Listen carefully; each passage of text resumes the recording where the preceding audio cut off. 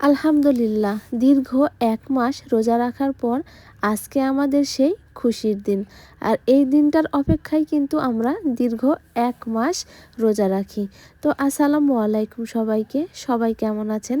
আশা করি ভালো আছেন। আলহামদুলিল্লাহ, আপনাদের দোয়া এবং ভালোবাসায় আমরা সবাই ভালো আছি।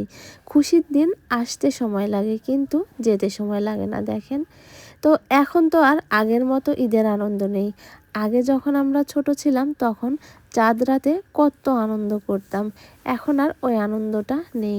চাঁদ রাত আইলেই ভাবতাম কখন কালকে সকাল হবে, ঈদের দিন হবে, গোসল করে নতুন জামা পরব।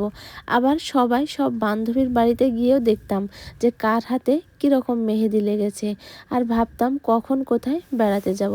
কিন্তু এখন চাঁদ রাত আসলেই মনে হয় কখন সকাল হবে, সকালবেলা উঠে কি রান্না করব, ছেলে মেয়েদের কি খাওয়াবো, বা ছেলে মেয়েদের কি পোশাক পরাবো, তাদেরকে কোথায় কোথায় ঘুরতে নিয়ে যাব। এখন আমাদের ঈদ হচ্ছে এইটা। আজকে আমি অনেক সকালে কিন্তু ঘুম থেকে উঠেছি।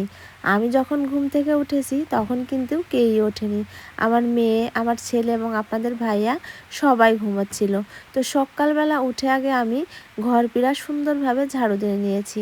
তারপর থালা বাসন মেজে এই যে ফ্রিজ থেকে মাংস বের করে মাংসটা ভিজিয়ে নিয়েছি। আর আজকে আমি টাটকা মশলা দিয়ে মাংস রান্না করব, সেজন্য আগে মশলাগুলো করে নিয়েছি। আর আমার মেয়ে আবদার করেছে সে নাকি মাংসের ঝোল দিয়ে পরোটা খাবে। আর মেয়ে আবদার করেছে, সেটা তো বানাতেই হবে। তো মাংস ভিজিয়ে রেখে আমি পরোটা বানানোর কাজে লেগে পড়েছি। তো প্রথমে আমি ময়দা আটা নিয়েছি, আর সেগুলো সুন্দরভাবে হালকা কুসুম গরম পানি দিয়ে ডো করে নিয়েছি। আর ডো করার পরে এই যে রুটি বেলে পরোটাগুলো বানিয়ে নিচ্ছি। যদিও আমি অত ভালোভাবে রুটি বানাতে পারি না, তারপরও যেভাবে পারি সেভাবেই বানাচ্ছি। তো এই যে কথা বলতে বলতে আমার কিন্তু পরোটা বানানো শেষ। এদিকে মাংসগুলো আমার সুন্দরভাবে ভিজে গেছে।